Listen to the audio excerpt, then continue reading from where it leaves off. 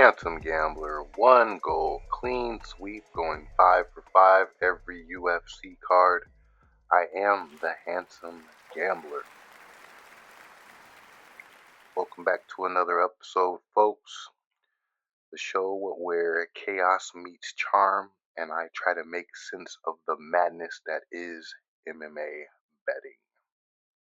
This week we're headed to Las Vegas, Nevada for UFC Fight Night 263, Garcia versus Onama. We're back at the Apex. Little throwback to the COVID times. Let's get it. Cool thing about the Apex is it's a small cage. There's always more action, tight scrambles, and I see a few sneaky underdogs that we can exploit this week.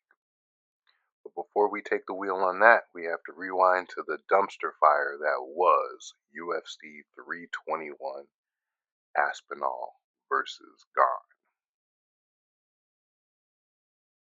I'm calling it the Desert Disaster.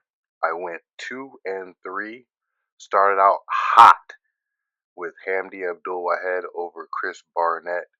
A real workmanlike performance from Hamdi. I was surprised he didn't get the finish, but hey, a win's a win. Chalk that one up to a dub. Fight number 2 was Azak Maxim versus Mitch Raposo. OMG, folks. The New England Cartel finally beat me. Oh my God. First time I've ever been beat since starting this show by the New England Cartel. Raposo isn't that good. He kind of danced around, landed some hard shots, and it was like Azak didn't train. He didn't take Raposo serious, so it's like he didn't train. He couldn't get a beat on him. Raposo was in and out, darting around the cage, landing a shot here and there, and Azak didn't get a takedown. He was shooting slow. He was striking slow. It was like he didn't even take this fight serious. I just had the wrong ticket in this fight. I can't say I would have bet on Raposo either. I think the New England Cartel is trash. We'll talk more about this fight later. Mr. Raposo did win a ugly decision over Azak Maxim. Take it on the chin. Moving on to fight number 3. Jacqueline Amarim versus Mizuki Inoue. Bro, Jerome got her ass handed to her. I should have known when this chick was walking out with Ray Longo, Mizuki, that there was more to this fight than meets the eye. This girl has 2 knee replacements and has not fought in 24 months. 2 years.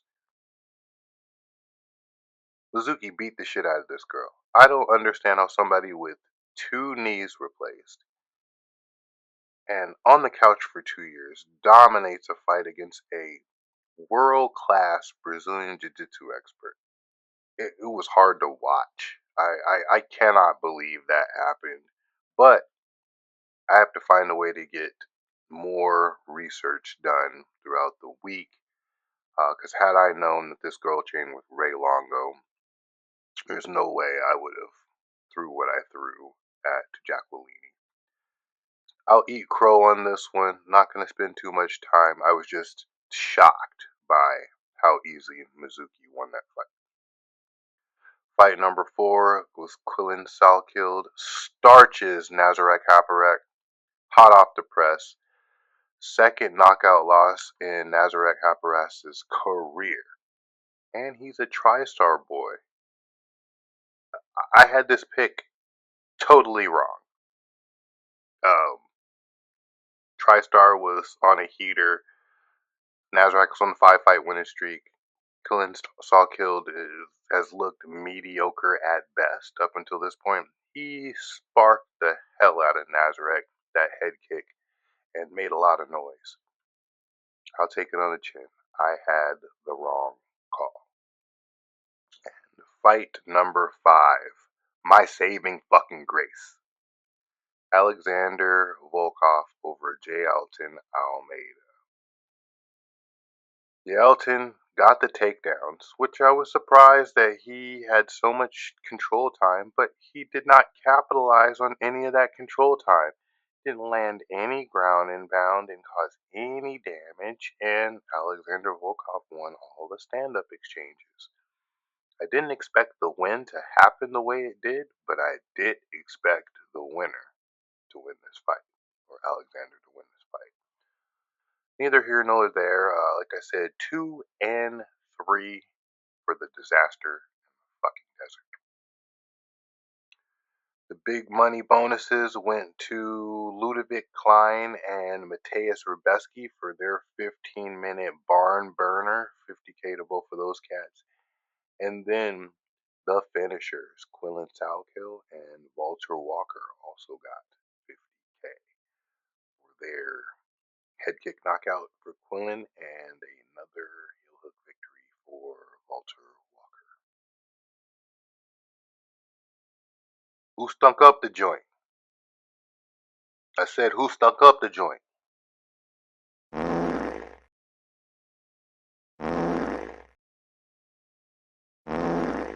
Three entries this week for the Fade Parade. This week's winning losers, aka fighters you'll never see me bet on again, Mitch Raposo and Azak Maxim. This fight looked regional level at best. Neither one of these guys are UFC ready. I'm starting to think that maybe Tagir Ulanbekov fights to the level of his competition and can literally make any guy look like they should be in the UFC. I'm gonna start rewatching some of his fights to see if I can determine if Tagir Ulanbekov literally lets off the gas versus lesser opponents and then turns on the gas against better opponents. Because you look at some of his fights, some of the guys he's beat, it literally looks like he fights to the level of his opponents. He makes certain guys look like world beaters. He makes other guys look terrible. Just very strange. I'm not putting money on Mitch Raposo or Azak Maxim going forward. They can both get fucked going forward.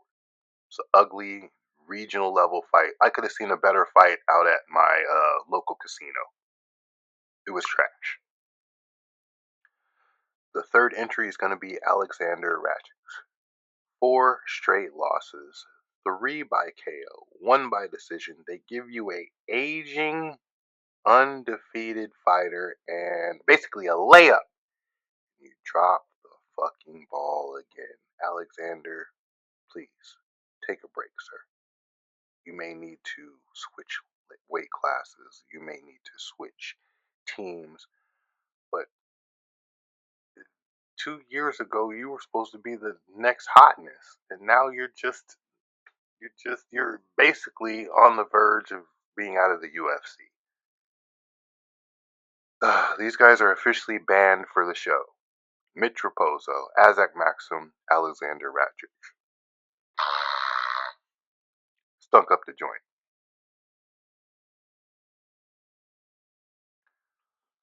Before we get into this week's picks, I want to jump into a main event reflection from last week. I'm going to say this. I'm never switching my pick ever again on these main events. What the pick is what the pick is, and I'm going to be truthful for the reason that I'm giving you the pick. I'm not going to go searching for reasons to pick the other side anymore. Cyril Gane was winning this fight up until the eye poke. He was my original pick before doing any research. Last man to face John Jones.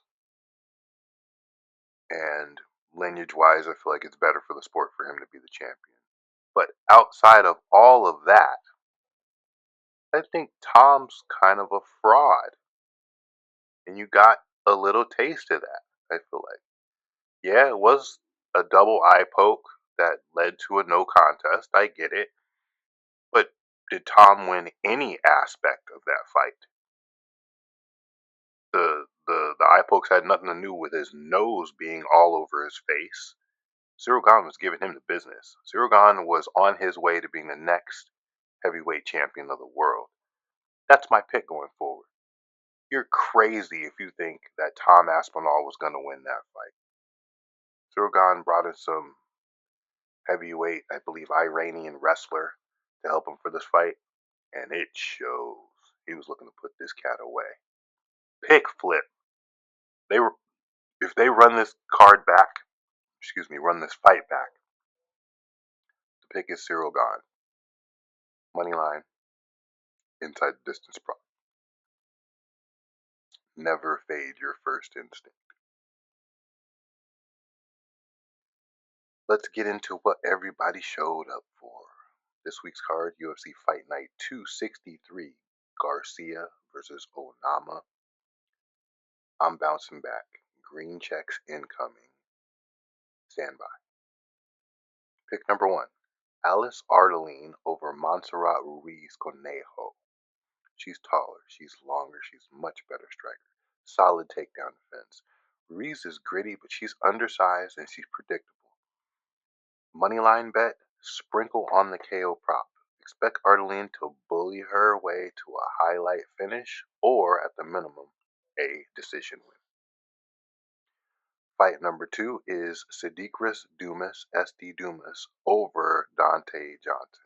I'm not falling for it, okay? Dante Johnson hasn't been out of the first round in 2 years. October of 2023. SD has taken on countless UFC vets, UFC newcomers. He takes on all comers. He's won decisions, he's lost decisions, he's been knocked out, but he definitely is battle tested and has a huge strength of schedule advantage in this fight. He's fought tons of UFC level talent. Dante hasn't gone the distance in 2 years, like I said.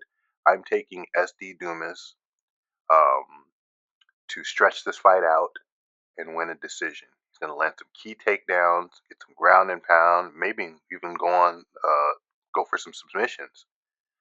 I feel like he has a much better ground game, much better, well-rounded fighter in this fight, and I'm not going to fall for the newcomer anymore. I'm sick of these new guys coming in, all the hype, and getting their ass whipped. I'm going the opposite direction. Give me the the the felon. Give me SD Dumas money line and maybe the decision prop. I might bet both of these. The vet over the noob. Fight number 3.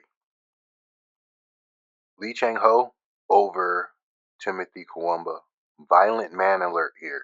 He throws more volume. He shoots more takedowns. He's much meaner. Kawamba can be slick, but Lee's pressure breaks him in this fight. I take Lee, money line, and a sprinkle on inside the distance. Maybe the knockout, maybe the sub, but inside the distance prop. Fight number 4, Norma Dumont over Caitlin Vieira.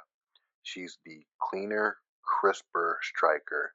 Caitlin's game lately has been around cage pushing, hugging, and winning decisions. Norma's footwork, that jab, that elite technical kickboxing in and out kind of style, I feel like leaves Caitlin kind of in the mud, in the cement this weekend, and Dumont dances her way to a victory, just in and out, basically outpointing her, a la Wonder Boy Thompson. And fight number 5, Timba Garimbo over Jeremiah Wells. Timba's longer, taller, younger. Checks the physical box off fine. Garimba's output pace are way higher. He throws more volume on the feet. He shoots more takedowns at a higher clip. Wells is 39 and it looks like he's declining very, very bad.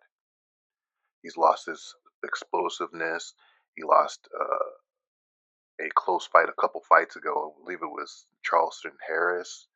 Choked him out after he dominated the majority of the fight. I don't know. It's just not a good look. I don't think that Jeremiah Wells turns this ship around. I think he's at the end of his career and it may be time for him to retire. Massive digress, or no progress, I should say, in his last 3 or 5 fights. maybe a change of camp. I don't know, but whatever's going on with Jeremiah Wells doesn't seem to be working. He's got a young, hungry athlete, and I'm taking Garimba money line. I may sprinkle the decision prop, but Garimbo's tough. I could see him dominating. If he gets on top, he could stop Wells. Wells looks like he's declining and declining bad. Gotta jump into the unofficial main event lean, where I'm never changing my pick again. I'm taking Steve Garcia over Onama. Garcia's taller, he's longer, he hits like a truck. He's got a quick killer kind of energy where he wants to get you out of there. Solid takedown defense. I feel like he's got like some composure on top of him being a little bit of a brawler, and that composure wins him this fight this weekend. Onama's a dog. He can wrestle. He has some power of his own, but he tends to be more well-rounded, or at least attempts to be more well-rounded. I believe there's like 5 to 7 knockout difference between both of their knockouts. Onama has like half the knockouts that Garcia has. And we both hit hard, but Steve seems to be a little bit more accurate, a little bit more brawly. Likes to throw that power a little bit more. The pick is Steve Garcia moneyline and a sprinkle on the first round and the second round KO prop. I think that there could be a walk-off moment in this fight where Steve just catches Onama and he's done.